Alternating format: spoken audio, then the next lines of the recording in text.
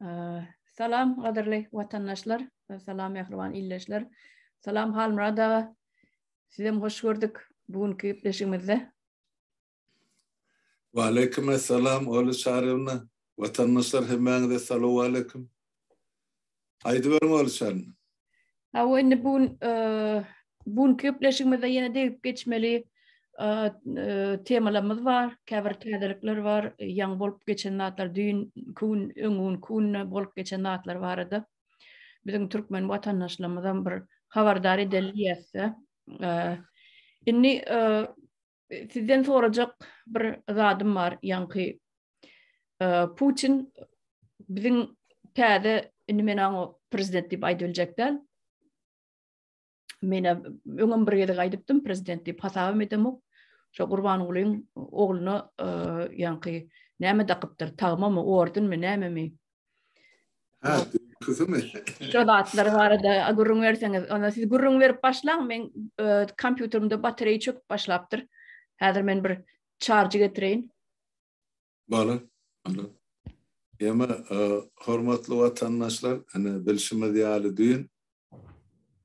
Son Russiýanyň prezidenti Vladimir Putin Türkmenistanyň körsü saklaýjysyny, ýani Gurbanyň ogly Serdara Druzhba diýen atly Orsyna Druzhba Türkmenine dostluk ordenini şoňa sowgat beripdir. Sowgat diýip aýdylýar, münasip bolmak üçin ol ordeni dostluk ordenine münasip bolmak üçin şo iki döwletiň arasyny bilemek nähili işler berja etmeli ýerine ýetirmeli. Sen ol ýanky siyasi ya devlet işleri ol wazifelerde onun näçe işlerinden soňra ol orderler her bir adama berilip durulana dostluk ordeni ýa bir aýdaly sonwat işleri ömrüni sonwata bagyşlanan adamlar ýaşular ýa özüm daşary ýurtly grajdanin bizim düşünüşümizçe bilişimizde göre şol ordenin özüňi tutýan emesi gymmaty we agramy şu iki döwletiň arasyny bitiren gatyguly hyzmatlar üçin berilýär. Oturup pikirlenip görýän bolup 2 ay bolana Lellimiň dogmasynyň wezipe oturdularny näýe muňa Russiýanyň prezidenti dostluk ordenini sowgat berýär. Ýa şoňa gol çekke permanent. Binemen alamat. Şol sen men itimsin dip o boyunna ýankyýyp ýa-da nokta atyllygy bolýar-da, şu bilen gezip berdim. Eýan kimdigini ýatdan çykarmady. Atanyň maňa gulluk etdi, senin maňa gulluk edersin diýip. Nişançy. Men şey dip kabul edýär. Başgaça ol iki döwletiň arasyny dostluk diýip agdalar ýaly soňky 30 ýylda edilen iş ýok. Niyazın eden cinayetlerin gözümünü tutanda Gurbanyň bolýan kyny nibeýa düýün gelip oturdular görsen näme dipdir 2 aýda Türkmenistanyň içinde eden ýanky oşadyrnak üçin gahrmançylygyny bütün dünýä bilýär, emma Orsiýet şu kysymyň arasynda näme bolan bir tutaryk ýok da şol ordeni münasip bolan. Ine şey dip bolar, ine o ýeňseden oyun oýnap adamlary mezur edip dünýä tanıdýarlar. Şumal bütün progressiv dünýä jemgyýeti Orsiýada Putin'e garşy bolup durşan alyp barýan ýanky basywalyjylyk siýasatynyň garşysyny, Ukrainada alyp barýan urşunyň garşysyny. Olam ýanky atasy Valentina Matviyenko şawada gelende sizin sözüňiz bilen aýtsak, ikisi şappada şuppa bir-birine orden oluşurdular. Muňam dogmasy ýa ogly kemsinmesenli şol bir tapar ýemäk bolşapdylar-da Gurbanyň ogly bilen bilelikden Orsiýada tabylygy bar edi. Ýa şolaryň bir diýen ikide gaýtalatman berja ýetjekleri bar edi. Şol ýa Matviyenko gelende. Bolşakçylykda görensiň bir Gurbanyň bolşakandyr, ol Orsiýa Federasiýasy bilen hem de Tacikistanyň beýleki Özbegistan, Kırgızstan, Kazakystan işlady bolşakanlarlar Orsiýada. Demek şu ikisi Orsiýadyň wassaly bolmagyna ýa-da bolasyn naky döwletler ýa oturtma ýanky başlyk diýjek, ýolbaşy diýjek, ýolbaşy diýer adamy madem. Ne? Son düğünde yenen bir gezek şayadı bu vatandaşlarına görüp dursun. Kim kimin kulu, kim kimin elinden çöreği. Kim hocayın, kim onun ta emesi kolasının akısı. Ne? Şol kıyıskaç görünüşte aytsak, düğünkü olan şol siyasi oyunun devamı. Şol matbiyen kabar kaydarından son kol çakıllı da gerek dokumentleri. Demek şun oğlunu özlerinin hem kollu bilir yani ayan ediyorlar hem de oğlu şun hıvıs bilen kabul ediyor. Yani boynunu aşağıya o yani boynuna da şol yankı oraya da kalırdı. Şahir Şirar'ın koşusunda bir setir var. Şular yarıncılara bağışlanın. Şol ol da urgöryan yankı prezidentin zincir vardı. Kızıl zincir dakikadı ne yazdı. Son alacak bolup şu yankı köşkteki yarıncılar, şahirler yankı yazıcılar yeniler son yanı var boynun aşağıya gelirdi.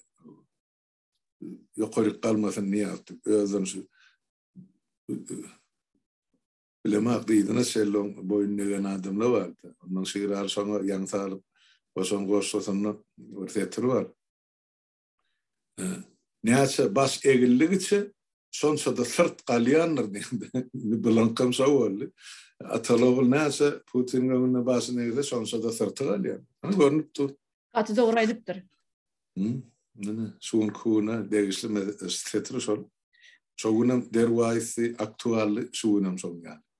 Böyle öyle sana ait verin bunun temasında ne mi var? Ha o ni o da kaba var da aydamda düğünün nokta yığınlaşıp geçirdiler. Yani 30 yıllığı mı? İlki gurnanana 92. yılda gurlanıptır. 15. mayda. Sonki yığınlaşıkları yani bellikleri 2002. yılda bolan olam 14. mayda bolmalı. Yanlış men olsam. Ennem dünkü gün yeni de geçirdiler. 30 yıllık bolya da ne? 92. yıldan beri hesap etsek ola may ayını şol 10 yaşına hemen geçirildi. Inni bu tarih yığınanan adamlar yankı Moskva Kreml'e bardılar. Böyle 5 tane respublika vardı. Armenya, Ermenistan, o yerde Paşinyan neme oldu, başlık hükmünün alıp barıcı hükmünü. Tacikistan'ın prezidenti vardı, İmamali Rahman.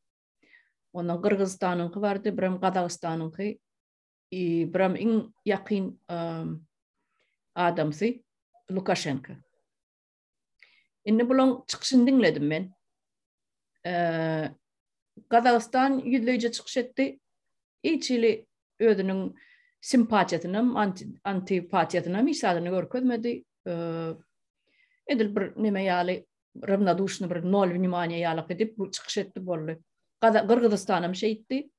Tacikistan'a вообще hiç gıdıgam olmadı Tacikistan çünkü Ukraynalık aşak vakti de oturdu keyfi dadı blankı nol.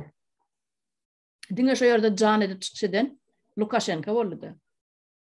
Yani 3 respublika var Müslüman devletinin yani Kırgız, Kazak, Tacik üçü de nol vнимания. Absolutla çıkışları Putin'in kılığım değil, neme de değil, keyifsiz de var kayıttılar yani. Yani Lukashenko can etti, ödem hemmelerden hem köp gürledi, 19 minut daha gürledi. Onun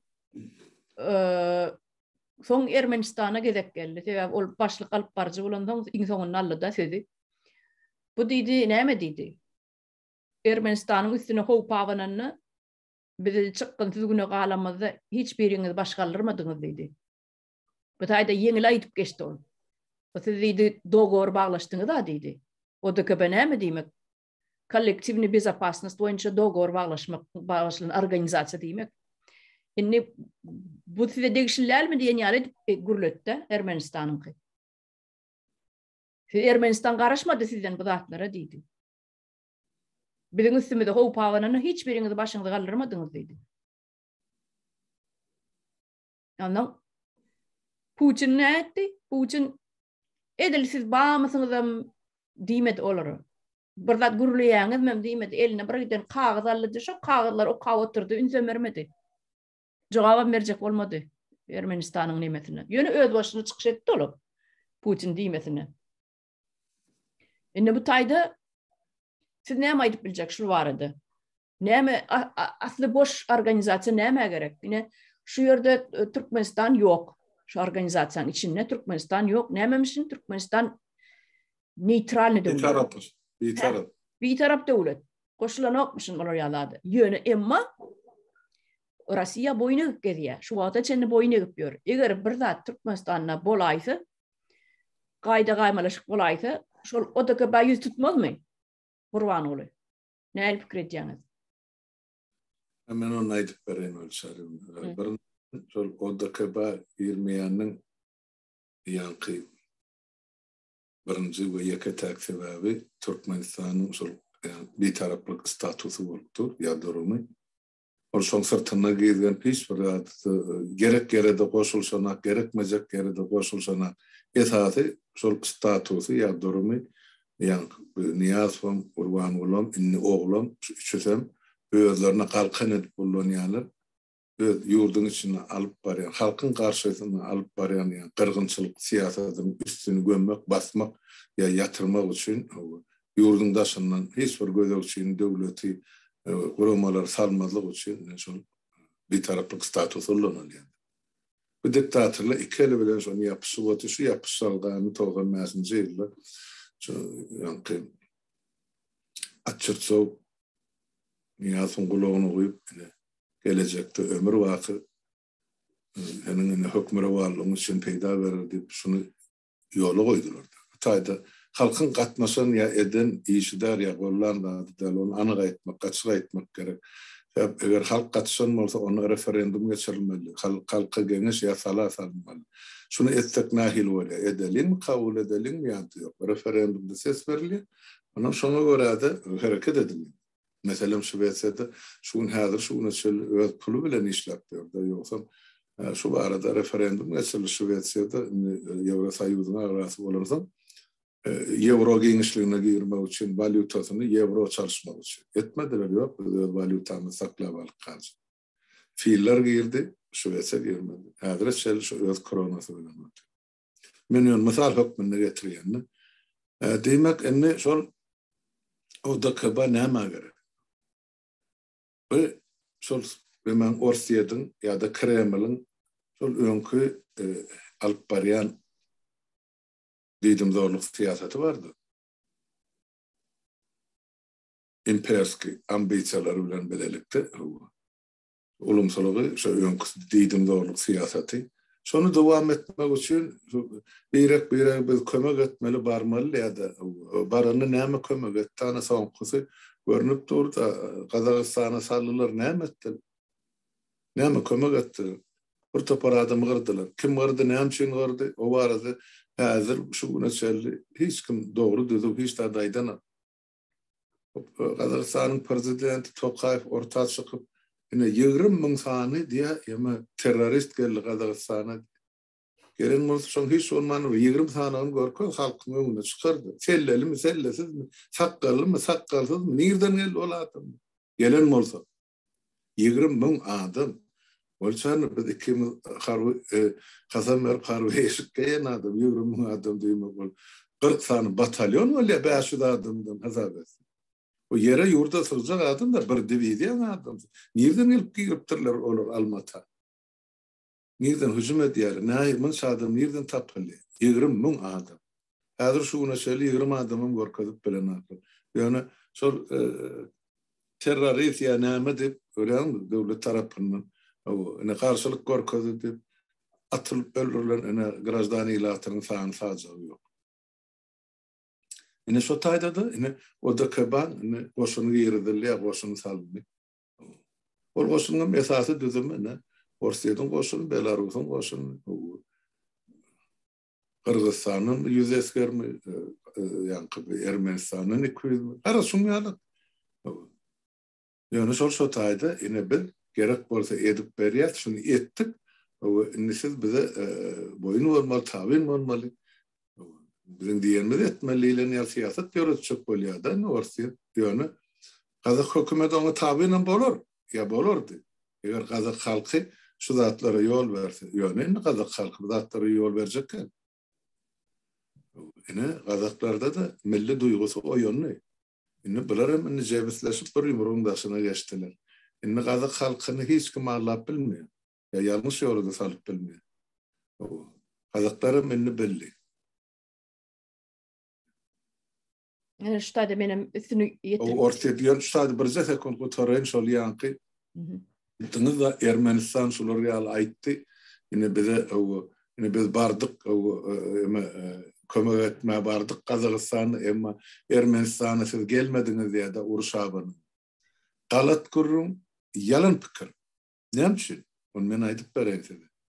Azerbaycan Ermenistanyň üstüne çözenak. Azerbaycan Ermenistan bilen uruşana. Azerbaycan özüniň hakyky territoriýasyny azad etmek üçin Dağlı Qarabağ azad etmek uruşuna alyp bardy. Şolara karşı gorkadan kim bolasyn şu territoriýada Ermeni bolsun, başga millet bolsun, ors bolsun. Şu taýda uruş turdy ganyk. Olar enterem hemmesini boşadanak ýeriniň ýurdunyň almalysy bardy. Yani onun için Ermeli berdi doğrudur siýasat alyp baranakla ya adamların aňyna ters pikir berýärler. Ermenistandan urşanak, Ermenistandan urşan bolsa Bakudan Yerevan'ın üstüne näçe bomba ýagdyrlar diýe bir günni tekillenip boldy. Yani olar diňe öz serhedine geldiler, oňam hemmejigini açyp bilmäke orset arasyna goşun salyp ona da yol vermedi. Häzir hemme Qarabağ mas'alada azat etdiler. Şu territoriýal bütünlügi ýok. Şuna çel. Onun için o Ermeniler o diýen biz onu hakykat diýip kabul edem da, şo ýalňyş pikir. Aýdyp bermeň o çel. O da ben yığınağına samitinde görünmedi. Azerbaycan'ım gelmedi. Özbekistan'ım gelmedi. Beylekilerim gelmedi. Moldova hiç gelmedi. Olar gol çekilene 92-nji ýylda belki olaram gol çekenler. O datları biljekler näçe döwletiň bardygyny içinde. Siz bilýäňizmi şo barady? Bar olar bir zat içinde yarım ýalty gözegçi hökmüne gelip oturarlarma. Şonuň gatnaşyjy hökmüne gelip oturarlarma. Yani görýän gıdan hataryna diýerde döwletlerimizin var bizde. SSR ýykylandan soň şonu döwletler de esengen. Şoň agzalary var. O taýdan soň başda niýaz çykan ýaletdi. Soňra biz o taýda gözegçi bolup barýasyp Gurban ulyny getirip gulawyna şo taýda oturtdylar. Ol guramalar diňe şol Orsiýadyň gözegçiligini ýanky diýene şol hojoýunçylygyny subutnama hökmüni saklamak üçin gerek wagty goşun salmak üçin ullanýar. O millet faktory ine bir de bahana. Anna Ukrainada ullanşylar ýa. Aýdýa ine de Orsylynyň ýa Ors milletiniň üstünden ýa ine zulüm edýär Ukrainalerde. Kim zulüm edipdir? Yok, hiç onun alat yok. Edilipdir. Ine 14-nji ýyly bahane diýerler de şu taýda uruş turdy, şondan soň Donbass'ı geçen 8 yılda şunça grazdan milleti öldü diye. Elbette uruştur, bomba yukarıdan yağıp dursa iki tarafı da beylek tarafın ölüsün sana naklar dediğine bir erkeğin. Zaniyar oğlum adaletli derler. Olçarım. Ne için sen şotak koşun sağlığın öz teritoriyası Ukrayna. Öz davası, öz milleti bir delit koşuk olsun yani şu Ukrayna grazdanlar şu hemmeci. O hükümet bilen döwlet bilen parlament bilen otursunlar, çözüşdürler, özler.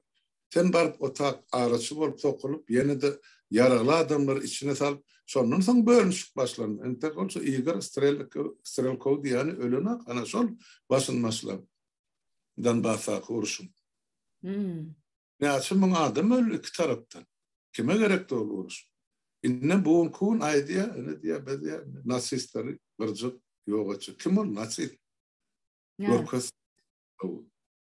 Banderan diýerler getirse de onama aýtdylar. Menem oň taryhyny okudy. Başda Sovet zamanında bize berilen tarihte hakykatdan şu Stepan Bandera ýanky faşistlaryň ýemedi. Ol ýapary özüm şular ýaly nasist. kelle keterin bir dip görkezýärlerdi.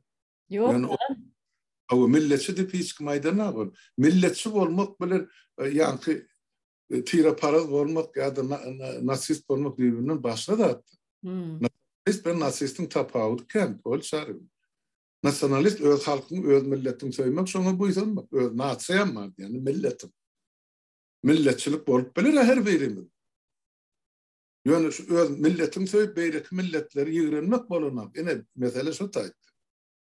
Bilem allar da ýankyny Banderany, Stepan Banderany ene Nemslan nemesi yarany şola bilen ene Sovet Soýuzynyň garşysyna göreşen ýa.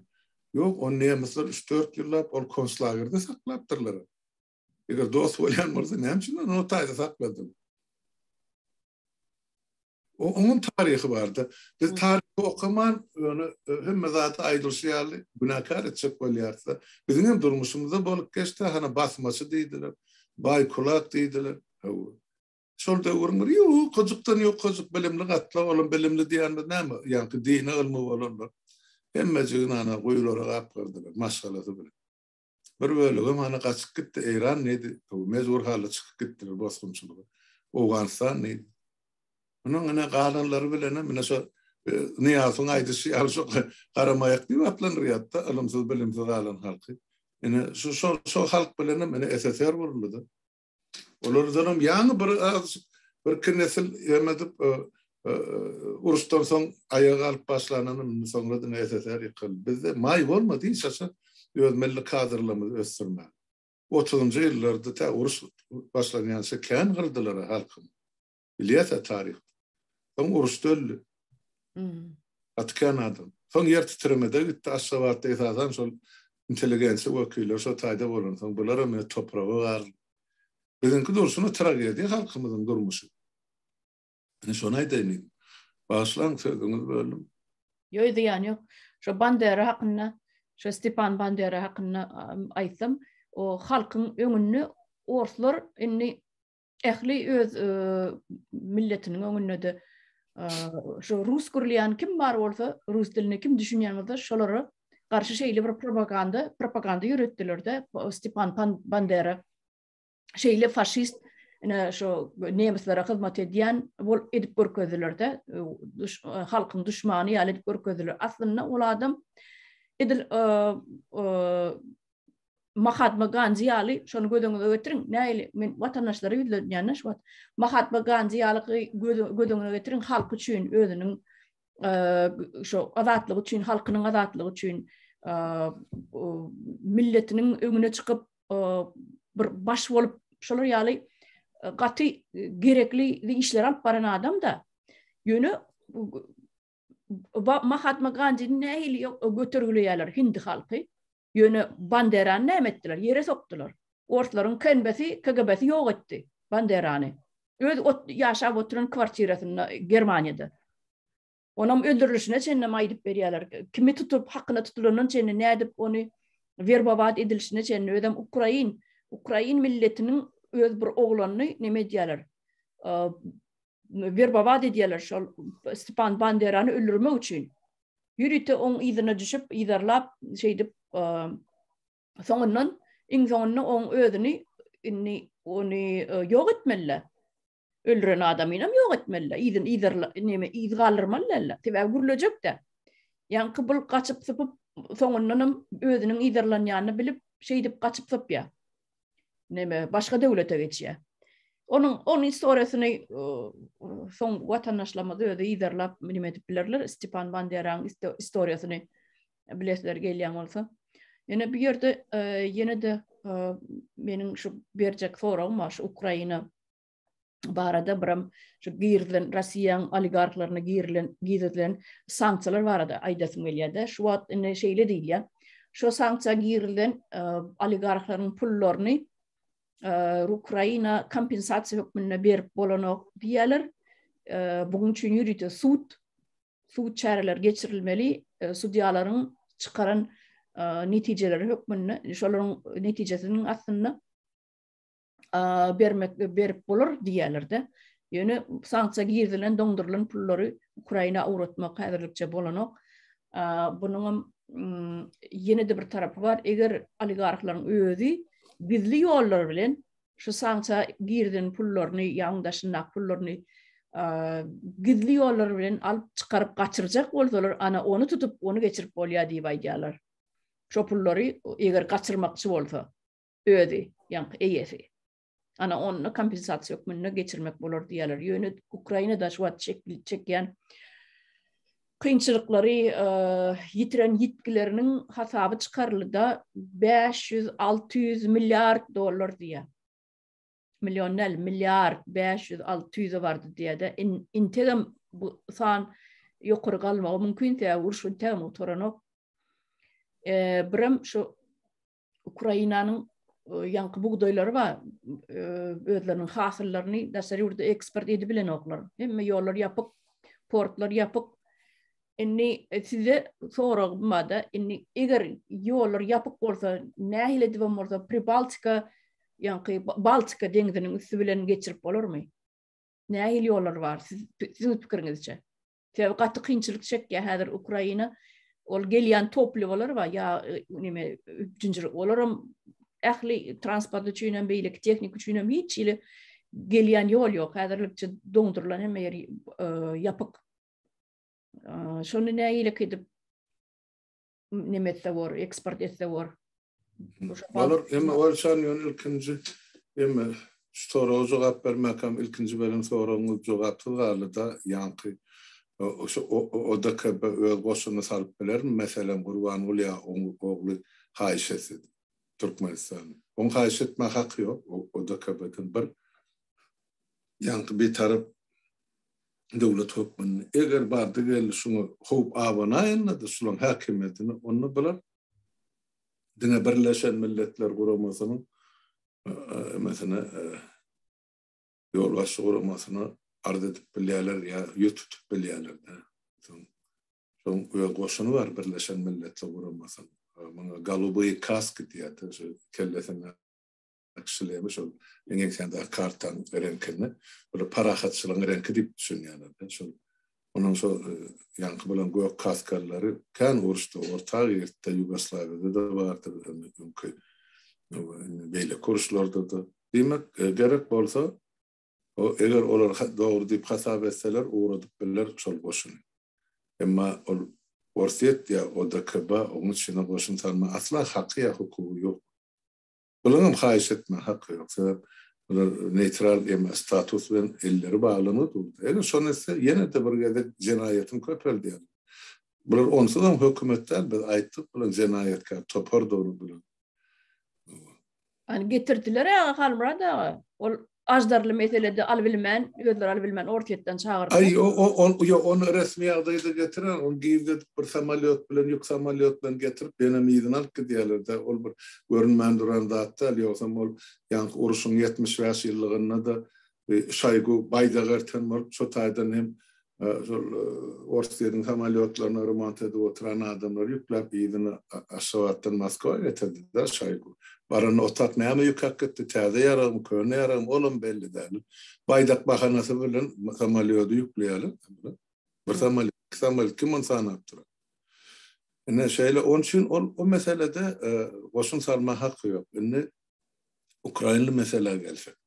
Hakykatdan şu mahal Ukraina Gara deňiz üstünde ury ýerde de blokada diýiller, şunça diýip aýtsak, daş töweregi Orsiýanyň goşun tarapyndan gurşalyp alynan, şunu bilen Putinin plany boýunça men şeýle düşünýän şu uruşy uzaga çekdirip Ukraina halkyny ýa döwletini, milletini surnukduryp özleri elini galyryp plany şeýle etdirjek bolýar. Ýa-da gyrylyp gotarar ýa-da öz hökümetine ýa prezidentine garşy halk ayağa galar diýen pikir bilen edilýän oýun. Ýöne onu etjek Ukrainler ýok. Şumalyony gowry ýerden gelýän ýük bar, elbetde Polşanyň üstü bilen gelýär. Rumyniýanyň üstü bilen gelýär biraz. Ýa-ni siz aýtdyňyz da Pribaltika döwletleriniň üstü bilen. Olum bolup biler ýöne. Berde bir topar düşünmeli nüanslar vardı. Doğru. Pribaltika döwletlerin NATO ýaralarynyň agzalary hana Finlandiya bilen Şwetsiýa da şuňa keypine del mezur bolurlar arda yazma NATO ýaraly. Sebäp bolar ýa. Oňa da Halmrada Erdogan garşy çykyp otyr. Buňa näme diýjeksiniz? Kim oýny bolup biler? Ýemede Erdogan'ın bağışlanmalı atoyna diye her devlet öz baxtını gözlemeli. Erdogan bu taýda hem Ukraina'dan bir zatlar almakçy. Özüne ona tutýar, o eger häzir şu Krim ýarymada azat bolsa Erdogan onu da emetini pretendiýasyny bildirip biljek de ozal bir Krim ýarymada Osman imperiýasyna degişdiler. Tatar bizim türk dilli milletimiz dine bir dili bir gany bir milletim. O taýda da öz peýdasy var Erdogan üçin. Ikinji tarapdan Orsiýetden hem ol degerdegmedene baýlyk çykaryp otyr, nebet diýdi, näme diýdi, gatnalar bar ýa ol garynja gatnaw gutarylar. Ýene bir zatda var Siriýada bular nebet paýlaşýar. Gara dekkatana Erdogan ol bir tarapdan tüweleme öz halkyny eklep saklamak üçin her zat etmeli. Bir ýerlerden girjez almaly, kredit döwründe. Oňum hana ozal dollary bir dollary 7 mi 6 mı başta lira. Indi zaman 17-18 bolupdyr diýerler. Men bilemem, men o ykdysadyýaty bilen gyzyklanama Türkiýanyň. Yani şular real zatda oňum ýagda ýabyk orly bolup durda. Inni kil saýlaw boljak bolsa ol saýlanarmy, saýlanmazmy? Ola mene ullukan ema sonra gatsyny ýöne bir sonra Türk halkyny, Türkiýanyň milletini de güçli.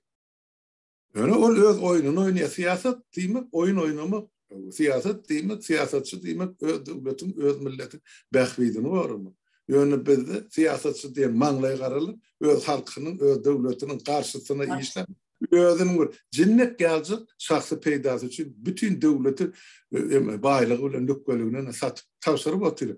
Bir yer ýüzünde dönük bar bolsa Enes Berdimuhammed bilen Niýat bilen şoň töweregindäki ýaňky bir yaranjanyň ýene tohumy.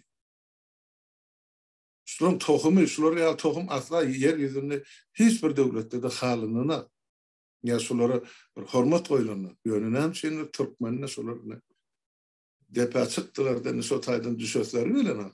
Yani näçe oturar kabilan kursus ama çaykan başladı. Bütün hasan orçar. Bilema bar. Enezer Sviaska men şu yönü kayarı misal getiremek da dün Putin orden meren. Erti aydalı Serdarın Putin kakası vazifeden ayrılsa çekilse onun şu bilen nahil gurlaşar galan dünya. Türkmen hesabı etmeyin. Kim şuları el verer, kim şularla gatnaşyk eder. Var mı şoň ýerde? Ýok elbetde. Bular islemese sahnadan düşmeli, öyle şey. Ýöne biz olary gamsyza asla bolmaz, ýöne az gam bilen düşürmekçi bolýar. Sebäp bular öz meýletini, öz erkini şol iyi oturan haram emesinden ahyryndan başyna aýrylaslary gelenler. Diýmek biz şunu mezbur etmeli. Mezbur etmek üçin kayerde delillanmaly, akıllanmaly gerek bolsa da ola halkın karşısına yara bollansa bizden edişi ýaletip artykmajy bilen jogap bermeye taýýar bolmaly. Lelinin 21 sözü var, onun stadet getireyim. Hem İslamik revolüsiýa diýerde eger özüni gorap bilmese o bahasy Garaşaýada geçen ak diýilen ýaly türkmençe bolsa şoň terjimesi var da. Her bir islamik revolüsiýa özüni goramagy borçludur diýer.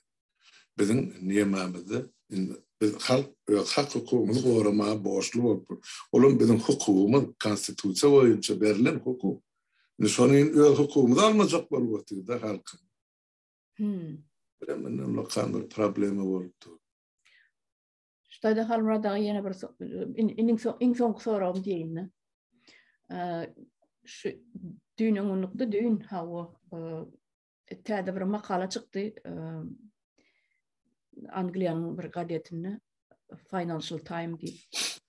Inni şu taýda ýanky gowy nemeler ýazylgy durda, ýazylgy meseller gozgalyp geçiripdir şu Ukraina barada, bulan ekonomikasy barada. Inni ýene bir başga bir gyzykly zat bar. Üçlük bandasy diýip bir täze makala çıktı. Üçlük vardı. Men oğlum şu Macron değil yani kendi bir neme demoktum. Gipini sözünü anamım yoktu da. Onun Scholz var. Bulum bir durnuklu bir neme bir diyenli bir mert adam değil ekenne. Germaniyan kansları Scholz şonu Hava Germaniyan kansları. İlki uruş başlarını Ukrayna bilen yankı Rusya ilki Ukrayna'nın üstüne çözanını şobadı. Ağdını doldurup tribunadan gürledi. Bine biz bir yara bilen kömek etmeli Ukrayna'nın beyle bununla koyup bilmez. Eyle beyle deyip ana şunga alaqı bir giden spisek berip ol ağır artilleri yankı ağır teknikalara çenni berer. Beyle ki yaralara çenni berer deyip bir topar spisek yadıp ol spisekte de son yeri gelenine yankı pıs ollu. Näme ollu ona belli değil. Sözlerinin yankı sözünün dönni. Aydan sözlerinin yankı berilmeli yaraqlarına yarsının yarsı berili. Olum yengil yaraqlar. Yankı. Avtomat yeni ok yarağı şoň yaldatlar. Inni gittigiçe de yankı menin pikirimçe bu halkın öýüd halkynyň gözünün öňüne de düşer diýip pikir edýän. Eýýäm düşüp başlady. Macron'a gezek gelse Macron'um şolar ýaly. Diňe öz bähbidi üçin ylgya häzir ikilençige degem saýlawlarda da ýene gazanny. Bulam käbir sekretni gizli gulluklaryň aýtmagyna görä şol ýa-ni 3 döwletim paka 2 döwlet diýip aýdaýyn. Germaniýa bilen Fransy. Putiniň adamlary. Bunu men aýdamok watandaşlar bunu gizli gulluklar aýdýar. Üstüne işläp ýörün gizli gulluklar var ýürüýte. Özleriniň agentleri ene şularyň aýtmagyna görä Russiýanyň eli bar diýär. Macronyň ikinji gedek saýlanmasyna. Bu zatlar käbir adamlar üçin geň bolmagy mümkin. Ýöne faktlygyna galýar. Inni Macronyň ayagalyny Putin bilen görüşmesi ya jaňlaşmasy o jaňlaşandan soň näme üçindir ortalygy tutanmaly da ortara neytrallygy tutanmaly bir taraplygy ine Putiniň ýüzüni Putiniň ýüzüni garaltmak oňalak gerek däl. Putiniň ýüzüni garaltmaly ýaly oňalak gurullar aýtmaň diýen ýaly şeýler çykyş edýär. Bir neytralny çykyş edýär da. Inni ýa-ni üçlük bandasy diýenne bulan üçüsem häzir ýa-ni ýaly bir ütgeşik bir pozisiýany ýelýärler de. Ortalyk pozisiýany ýelýärler. Ýa-ni Italiýanyňky we premier ministri Macron, biram Scholz. Inni siziň sesiňiz ýapyk. Dördüncüsü var, Wengeriýan prezident Viktor Orban. Orbanam var, olam var. Bu ýüzüni ýere urmaň diýär, Putiniň diýär, Russiýanyň diýär. Onu maskara etmeň, nemetmeň diýär şeýle. Inni şular näil sizin pikiriňizçe? Şu gizli gulluklaryň alyp barýan ýa-ni işleri sizin pikiriňizçe dogry bolup bilermi? Şu üçlükler ýa-ni dörtlük bandasy, üçlük bandasy Russiýanyň tarapyny tutýar. Açasan tarapyny tutup bilenokda bir tüýsli başda bir hilidi, soňam başga hili boldular. Olsarny ýaňy aýtyp geçdim de Erdoğanly meselede siýasat ýa siýasatçy ol öz döwletiniň, milletiniň, hökümetiniň bähbidiniň uğralyp iş görmeli. Şu situasiýa bagly bolupdy. Da şu situasiýa beýle bolsa, muny gollaýarlar. Situasiýa başga bolsa, onu gollaýarlar. Ýöne esasy maksat öz döwletiň bähbidi bolmaly. Scholz'tan başlaýly. Scholz Germaniýanyň Reichskanzleri. Germaniýanyň ýa-ni ykdysadyýatynyň köp bölegi Russiýadan gelýän gaz bilen baglanşyk. Ýa-da beýle kiçik malla bilen. Indi şu gün Germaniýa Russiýa gazyny dolu ýüzlenirse bolup oturdy. On hem yemesi karhanaları duracak. Onun sonra ne bilen eklemeli. Bu sorğum var. Reis Hansır öz mesela devletine milletine seyretmeli. Sonunda da uruş başlanı var dünyada iktisadiyet katı aşağı çöktü. Bütün dünya boyunca. Ol bir ikinciden ulan Anırdan gelen ikinci Jahan Uruşu'ndan soň Germaniýada, Orsiýada bolan şol real tabiinlik bir garaýyş bar. Tabiin bolmak. Ya şol öňkü urusda ýeňilen häzirem özlerine bağışlap bilen aklarda Stockholmski sindrom diýip bir zat bar. Ol näme şu özüne zulm edeni gorlamak bolup durda. Stockholmda ýanky bank oğurlaýaly boli, bankyň içinde işgärli we ýanky böyle ýetiranlyň içinde zamunanyň. Şolar şu oğurlara kömek edip başlaýarlar da, şolar azat etmek üçin. Bankynyň bähriýetini goramak üçin. Ine nämetlen kam soňa bar ýa. Şu orsiýetden gorkusy bar, ol bir ikinciden gatnaşyklary bar, ykdysadydy örenmekirlik bilen Orsiýadyň ýanky Germaniýa oturdular. Yoksa daşından başka devletlerden Germaniya gazalık belirdi. Mesela Türkmenistan'ın gazını Nabucco proyektinin üstü bilen Kaspy dengizinden Azerbaycan, Türkiye'den Germaniya. Näçe devlet gazan jetjek ya milletlerinin durmuşy oglanjak. Şonu Orsiýet kes kellem garşy boldy Eýran bilen. Olu oturdy şu bunu şeýle gurlan akşul. Ýa näme Orsiýet öz gazyny satjak. Türkmeninkini bir köpükden alyp, otagyn bir manatdan satjak. Şonu bedi otur. Bedi otur. Eser ýykylar bar bizim görýänimiz şol, bilýänimiz şol öňküler bilemzat, biz oňa üns beremzat. Öňkü döwrüm diňe mugut çykarlar.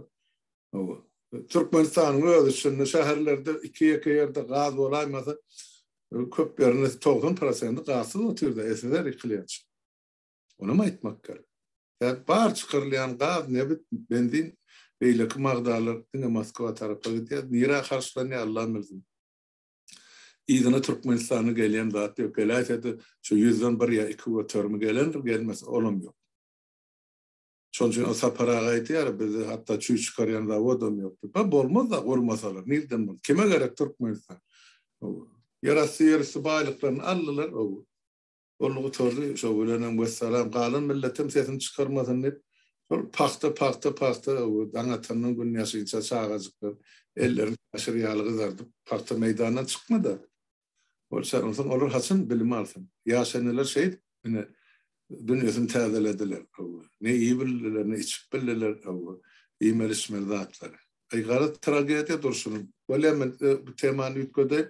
Diyecek bolyan dadım. Sonçu, şuğullukçu Germaniya, Orsiýadyň yankı importuna bağlı oldu. Orsiýetden gelmeli haritlara. Çiğmal haritlarına esas. Şoň ýaly hem Wengerler, Balgarlar, olar dolu şol Orsiýadyň gazy bilen işläp oturardy.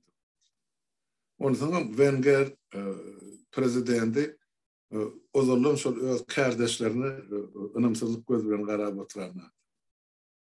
On bir özüniň bir milli diýersini ber, milletçilik duýgusy bar. Şoň men pikir edýän köp zatlar meni miderler oturýar, makallalar okuýar, bu taýda. Ol adamyň edip oturan hereketinden seretip çen tutup netije çykaryp boljak da. Şol Ukrainaň Zakarpatya diýen bölегinde Uzhgorod diýen şäherde şu takir edi Zakarpatya.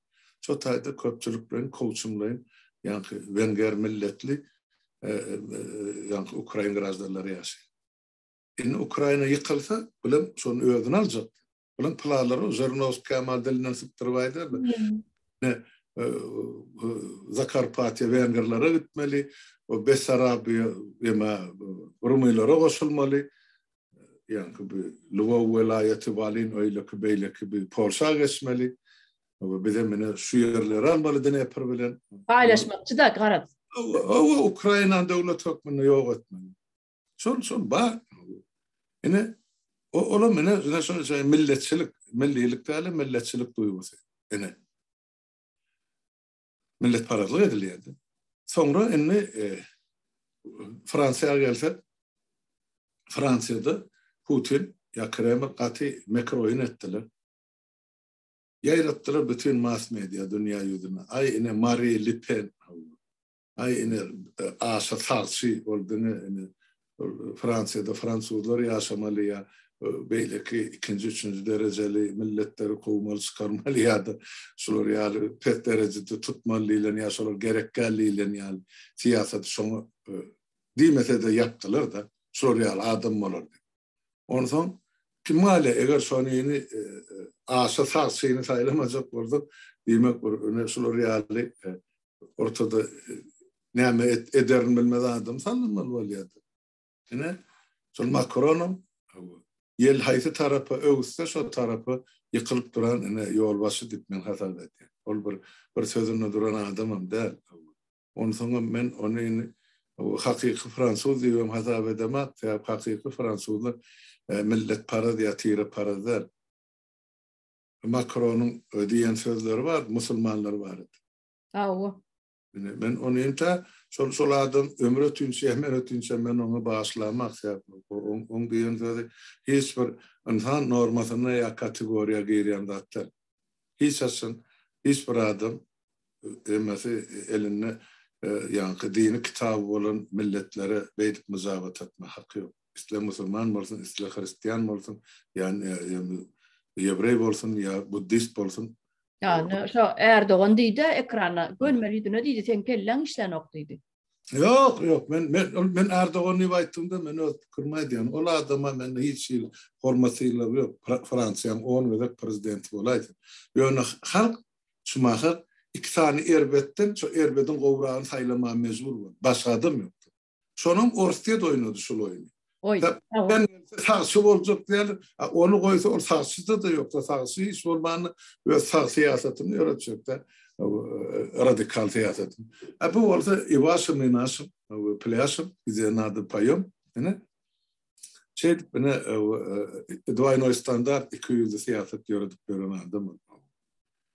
Sizin sorumluluğunuzda kıyıskası şuları yalim cemleyici çoğalım şu görüp duran dağıtlam şu adamın edip oturan işi elbette kıyınasıl da Ukrayna halkı şunun kunu şularda yarar yeten ursma amunisyon silem yok eğinmesi yok harbi yürüdü Novot'ta duran adamın sağını sağacağı yok eline yarar alma milyonlar Ukrayna Şumal Urus'a gidecek. Orada birinciden çağıran akla rezervistleri. İkinciden bağır koşuna da yara okum yetenek eder. Aktoran olmaz emeller bir Sovyet zamanından kalan yararlar. Amerikalıların gelip geçsin adreseli. Ortadan bu zatlar bilip otur son için kabir yerde ortadan öne sürüşmek, innem iyi de tesmeli. İki zat ben bağlanışıp öne sürüşmeye Ukrayna tarafının yara sahanı meşhur adam sahanı yara olan tank olsun, puşka olsun, tapağıdır. İçinde oku olmasa metarla odur. Ne mi hayır var? İtin butkası ya, atmasa ne mi var o tay? Halmrada Lend-Lease'den ne mi haber var? Lend-Lease gidip dur, gelip dur. Lend-Lease Amerika son ikinci Zahan Ursu'nun 44. yılla asıl Lend-Lease'den sonra Şumal ikinci yedek Lend-Lease açıldı. Lend-Lease demek ne mi? Vatandaşlar, o hükmani adaydı şu alan suğmanı bolşiyalı iyidine kaytarmak demek de. Yağdayına göre tölemek demek. Son ikinci Zahan Ursu'nun Sovyet Sayyuduna Amerikan uğradan Lend-Lease'i, yarağı, imiti, eginmez beyle gibi. Ay son onun miram tölenmedi de 70 yılında var. Mut değilen elberli. Ukrayna da son yıldır. Sebep Ukrayna halkı ödüm korkuyordu. O da adalet ettiler. Men biliyorum. Şu urs başlanyansa ay ene sen gün ortadan, gün mağordan, sen gün matardan ya ene Suriyeli, siz ene Ukrayna uğurlayan, siz ene Rusya uğurlayan diyen yani bardı. Onun içine provokatörler yeterlik de Türkmenlerin içine bara sen nirelo, ne ayıl uğurlayan, ne amedip atta kvotrarlı var. Olurdu da şu var. Yani şu urs turdu, şulan helmet sodatlar yattan çıkartını biz bir millet deydiler. Bize Türkmenlere yetmeyen daha çok. Demek bize Urus verek de milletin adını biriktirmek için. Ben bilemem. Yani Ukrayna birikti. Şoların birbirine doğdak çoğurup verdi. Ayfen dilin bir hili. On dili eğil hili. Ne Türkmenler ki ya.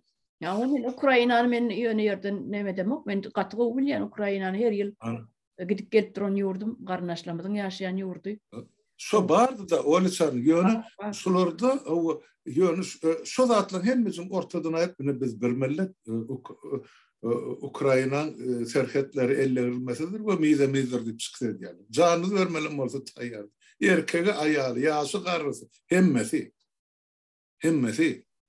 Bırakızın. Yine millet şey deyip cevisleşiyemek. Yani şulan Ukrayna men yönü kıyıraydamak da Ukrayna'nın yenisi Türkmenistan'a da barıp yansalar. Gördüğün durum bağlanışlayan zatken şutada bağlaştırmağı da zatken. Ma bu tada ulukat uli dünya meşverine siyaset gidip du. Ay bizim Lellimlemedin aydiyan da der bu tada. Halmada bizim Türkmenlerimiz katı zor Türkmenlerimiz var. Dızaşıp duranlar var, dızaşıp duranlar. Bunları nimette aytettağın saklavan olmaz? Yok. Hani oğlum gördün ha aeroportta. Hani çıtaşarık erkek varsa ustada görleşeli. Ana tamam. Ne hakiki yigitler, hakiki kıyılar sotaydı. Var, böyle mi? Var. Öyle mi alır? Bolyan halmada. Dur bolya değil, karas bir minut men ne size soru. Hani. Ama ben denalı durmuşuyla bağlantılı olacak da, olçarım.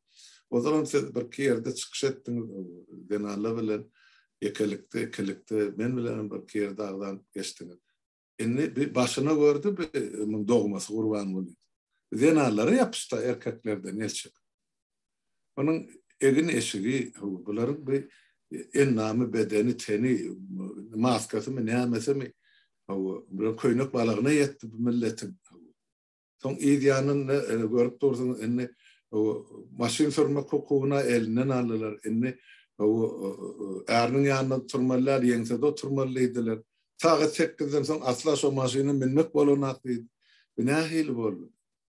Ben şu zatları zenan hükmünne, ene hükmünne, Türkmenistanlı. Önde varacağım hükmünne, ben size doğru veresim geliyor. Şu zatları nahil arıyorsunuz ve nahil düşünüyorsunuz. Ya şu kaptarlar Afganistan'ın sol Taliban'ın bir global oradan görürler vetiyem ya sonra gözme veriyem. Neyemesi var? Ben hiç düşünüp bilemem. Ben ne için aydiyan bu zatlar? Ben ömrümü internasyonalist adam olup yaşak geçen. Ben olduğunu kullukdaki internasyonalistler, ben durmuşdaki internasyonalist. Ben hiç açan adamları dinine de bölün adam değil, milletine de, erenkine de. Zıntına da böyle bak. Men için her bir adam kımmatlı. Yani şuma bolup duranda ara hastalıkta, ara duyuşta görecek zatlarım değil. Biz hakikaten devlette değil hanede yaşıyor. Bir öz fikrini aydın denen hükmünü men del vatandaşlarımın bilesi gelen kendi men yal düşünmen oturan benne azal şu bolup duran zatlar. Asıl akla sığacak zat değil. Nemçin ediliyor. Eneleri şeydi bunlar yine de başını yaşmağa toppa sokup çağaları doğanın eyyam kördekin koymak için ediliyor. Ne mi var şu zatların? Sen bir öz fikrindeydaysan hem zenan hükmünü hem medisine işler hükmünü hem cemiyetçilik ve siyasi işler hükmünü insan hükmünü aydın öz fikrini. Bana da vacip halka da gerektir diye düşünüyorum. Men öz fikrim aysam bu zatlar düp öter absurt. Bir absurt zatlan biri bunun en yukarı derecesi bunun düyübünü çözmeli. Düyüp meselesini çözmeli. Gelin gıyılan maşina minmezliği. Ne sebepten minmeller? Ya bir yere gidecek olsa biri hastahanada ağır yatır. Sen piyade gitmeli mi? Ya avtobusa karışmalı mı? Yarım saatla. Öz maşinin varka, öz uluğun varka, hocalığında. Ne için maşinin önüne minmeller, izine minmeller. Ne için 8'den son maşina asla ayarmaşıla minmeller. Sebep ne mi? Bardıra bir sebebi, şunun sebebini çözmeli. Bular sebebini çözmen, yankı ayal gıydıların üstüne topuluyorlar. Yankı bulan giyim rejimine, yüzünün gözünün kraskatına, saçını boyamalı, kesmeliler, eyle, beyle, yağlıktanmalı, uzun köynök giymeli, on aşağıdan balak giymeli. Bu zatlar aslında Türkmenin bir medeniyetine, deptesi uğruna bar zatlar. Yönü aslında Türkmenistan'a alınıp barlayan siyasetin öz yanlış. siyaset doğru düzgün bolan ýagdaýynda siyaset ýanky sistema bizim Türkmenistan'ın sisteması doğru düzgün işleyen ýagdaýynda bilim normal daşarutlaryň derejesinde bilim berilip duran ýagdaýynda bizim bu zatlary Türkmeniň maşgalasynyň ayal esasen ayal gyz maşgalalaryň beýle zaýy bolup gitmezdi. Bular ýalak derece düşmezdi. Bular bir degradasiýa gönümel bir görnüşi Türkmen ayal gyzlaryny, gelin gyzlaryny bilimsiz goýmagyň bir görnüşi. Men şeýle düşünýän. Has daşlaşdyrmak internetlerden, bilimden, siyasetden samo soboy ýasnada hemme zatdan daşlaşdyrmak şu düşünjesi öňküden pete düşdün diýip edilýän zatlaryň biri. Oň daşyndanam ine Owganistan bilen gatnaşyklar bar. Olardan bular görelli alýan bolmaly. Ana Owganistan ine şolar ýaly ene öňkü 60-njy 70-njy ýyllarda seretseňiz Owganistanyň nähili gaty modern millet bar eken, modern ayal gyzlaryna çenni hem institutlarda, universitetlerde okap bilim alıp hem doktorlary, muallimlary, pedagog hem urdan ayal maşgalalar işleýän eken, gyz gelinler okuyan ekeni. Şolar şu wagtlar diýmendirler ene maşynyň ýygyna minmek bolanok ýa öňüne minmek bolanok ýa siz uýun köýnök ene geýmeli kelläňizi birinjek bilen ýapynmaly diýilmendir. Şo döwürlerde görýäňizmi? Ayallar keltejik köýnök adam geýipdirler. Emma moral tarapdan, ahlak tarapdan gaty asylly. Şolaryň köýnögi kelte bolsa-da bular ýalaky şu Türkmenistanyň düşen derejesine düşmendirler. Gyz geli häzir biziň gyz gelinlerimiz gyzlanmady mektep ýaşyndan 13-14 ýaşyndan daýalýarlar. Ine ahlagyň düşen derejesi. Onu sen köýnögini uzun giydirip onu gowra bilmersiň. Men ştaýdan biziň Türkmenistanymyzyň ýanky ýokarsyna oturan başyna oturan adamlary ýüzlenýärler. Beýdip siz ahlagy gowra bilmersiňiz. Türkmeniň gelin gyzlaryň ahlagyny beýle ýagdaýda, moralyny beýle ýagdaýda gowra bilmersiňiz. Uzun köýnök giydirip ýa kellesini ýarykdandyryp. Kellesini ýarykdangany bilen uzun köýnök giýeni bilenem etjek adam eder. Bozuljak adam bozulur. Emma düýbüni bejermeli, düýbüni çözmeli. Mesele nirede? Näme üçin adamlar ahlaksyz boldy? Siziň öz pagon götürüp beren işgärliňiz etmedimi? 13-14 ýaşly gyzlar daýalap. Şolar başlamadymy başyny? Bejerjek bolsaňyz şo ýerden başlap seretmeli, bejermeli. Gelin gyzlarda günah ýok. Gelin gyzlaryň ahlagyny erkekler gowramaly. Bozmalylar erkekler gowramaly. Ol maşynyň ýygyna minip ýa öňüne minip bol gep o taýda däl. Problem o taýdan çözülmeýär. Ya dowdony kraska çalan bilen çalman bilen problem o taýda däl. Kellesine ýalyk daňany bilen daňman bilen problem o taýda däl. Problem ene şu taýda. Her bir adamyň ýanky problemi ene şu ýerde. Özleri daýalýarlar. Pagan götürýän adamlaryň özleri daýalýarlar. Halky şu derejä düşüren. Ýanky ykdysady tarapdanam, beýleki moral tarapdanam, yeter yetmezlik, bilimsizlik, medisinaň ýygy galmaklygy bulan hemmesini şol alyp barýan siýasaty sistemaň özüniň nädogrudygy. Şu zatlar alyp barýar. Ähli zadyň bilan körügi ýanky alyp barylýan siýasatda Türkmenistanda alyp barylýan ýanky sistemada, gurulan sistema nädogry? Çüýren. Ine meselem bir agyr ýatan hassany bir antibiotik ýa başga bir dermanlar bilen bejermäň ýerine şonuň sebäbini, keselliğin diagnozyny goýup bilmän, islenip derman bilen bejerip şonu gutulurjak bolýan ýalylar. Ol oňla gutulmaz. Ol oňla beter bolar. Ol oňla beter bolar. Onun ilki düýbüni çözmeli, diagnozyny bilmeli. Şol adam hassa adamyň nämeden keselläpdir, şonu bilmeli. Ana ondan soň bejermeli. Ona biziň Türkmenistanymyzyň baryp gelip ýeten ine ýagdaýy şol. Adamlary milletini nä derejede aýagallygyna şeýle bir güýçli temp bilen degradasiýa edýärler-de. görülüp eşitilen zatlar hiçbir yurtta böyle degradasiya, şeyle tiyizlik bilen degradasiya ediliyor bizim milletimiz.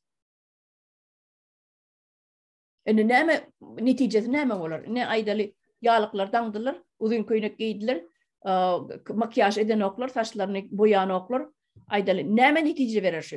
Senin ekonomikaňy zaýalan, ekonomika zaýa. Bizim ykdysadyetimiz nol.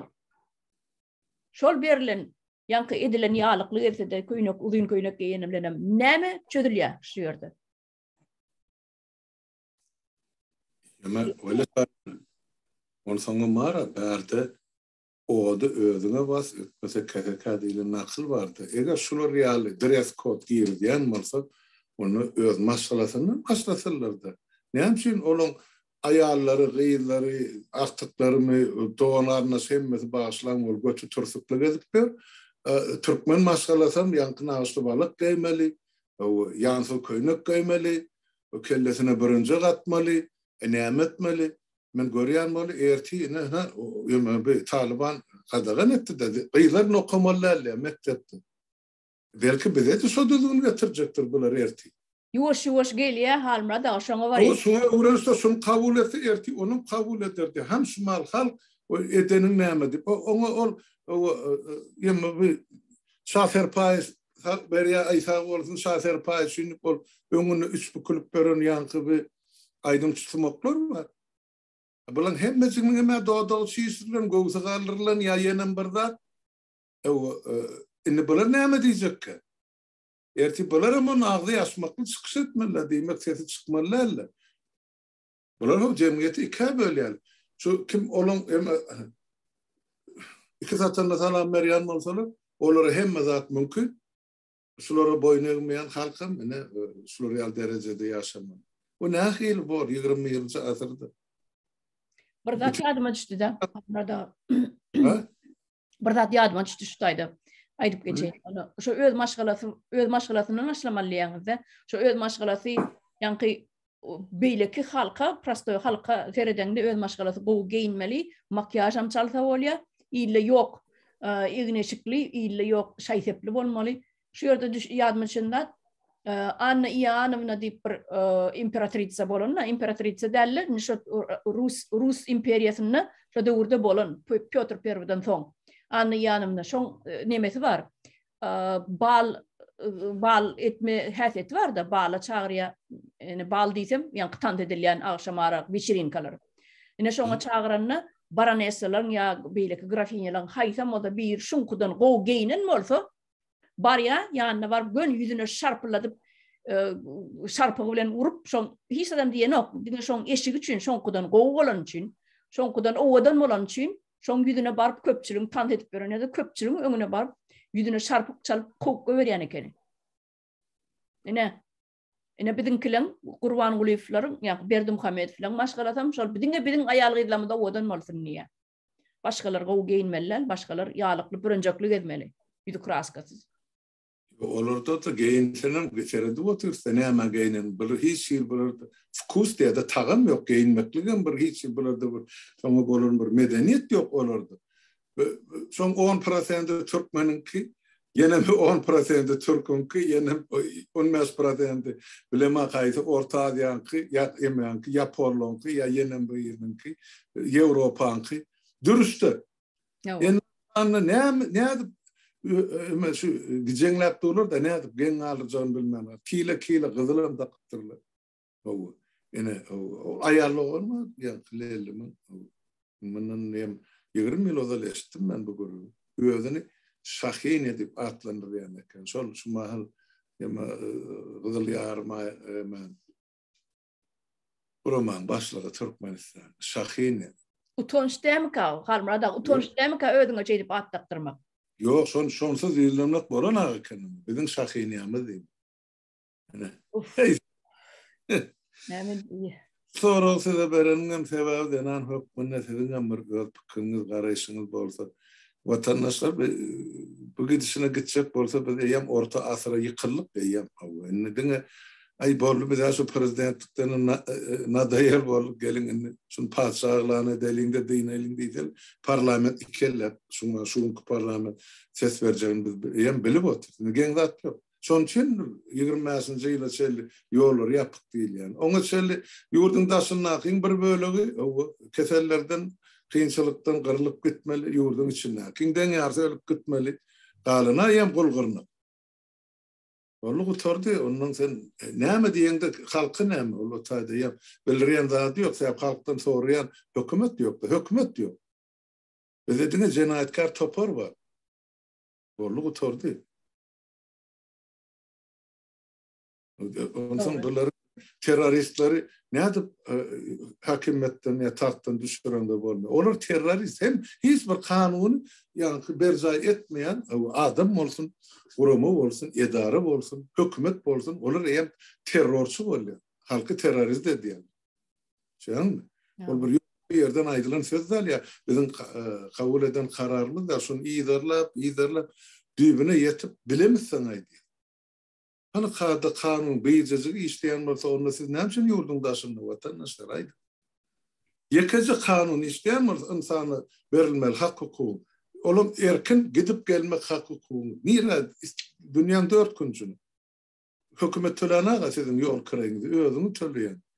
Ben şu taydın oturan yerimde Amerika uçsak deyse hemen gidebilyen ya o ne çağrını Şuvet'e gelecek deyse bileye dalıp barzağıttım verik uçuk gelip bileye. 14 saat, 18 saat näçe döwletiň üstünden yol geçip adam erkin ýaşamaly. Näme üçin siz öz çağrılygynyň arasyny, ene taňyň arasyna baryp bilendi. O taýdaky adamlar ölüp gidip otur. Ne olara kömek edebilýän, ne olaň ýygyny aýdyn albilýän, ne ýygynda galan çağrylary eýel edebilýän. Yine bizim hemmemizin düşen günümüz şu vatandaşlar. Bana şunu aytmadım başı näme diýip aýdaýyn ol çaryn. No, bir kanun yollar yapılan bir kanun yaptılar yolları. Yöne bizim Türkmen vatandaşlarımızdan eğer islenlik araçağa varıp yani granitsa varıp geçeyini de içine girip bilye hakkı var. Sebep olar bir kanun yaptılar mı? Bizimkiler hem girip bilye hakkı var. Ne için yaptınız? Men öz vatanım.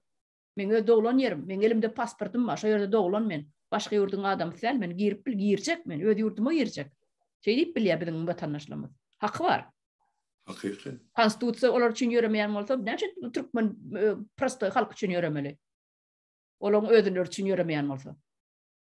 Berde de gatmekar oyun oynayan şu taýda şol ýanky terörist topar özüň hökümet diýip atlandyran seredin. Ay ene diýe ayın 17'sine diye, 27'sine diye, 5'sine diye, 3'üne diye samolyot uçacak diye. Bir samolyot uçuracakları. Onu da kim uçmalı özlerine gerek şu devletten yuka gitmeli.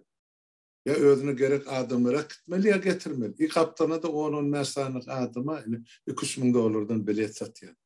Bolluk oturdu. Hani günlük regulyer atnap durmalı reisler. Oturup yürüyte sanap gördük de yurdun taşına. Türkmenistanlıları ya rayetleri yurdun içine barmağı için Cumal günü 4 reis, 5 reisten katmadan da gün her gün pesinden bir 4 yıl vaqt gerek. 4 yıl. Sonra nobata durandı. Her gün 4 reis. Bular bir ayda 4 reis katmadan attı. Onun ağzını doldurup gürleyer sonra yalanmaz çıktı. En so diktir deyip gürleyen ol saç kesilen deydi bu. Demçi şuları giyin köyünü giydiren yüz gözlerini tertibe getiren. Ya oları bol yatacak, olar hükümete yarıncanlık ediyor. Ama halkı bolunak. Yaradın bunu. Göz görteli oyun oynayalım. Göz görteli. Ama Niyaz oğulları, yiğitleri yapışırdı da hani ağzının kızıllı işi var ya, sakkal var ya, ol bolunak, vakhabisti. Kaçını göstermen deyip oğlan. Ava, ana sol. İnnem seret, hani bolyandı. Atı Gülküş yağdı, hem kıynançlı yağdı. Gülküş tarafı bütün dünya üstümüzden gülle. Hiç onun aksudatlara ediyordu. Ne ay böyle değer hanım. Sağlıklı bunları yardat olma hakkı yoktu.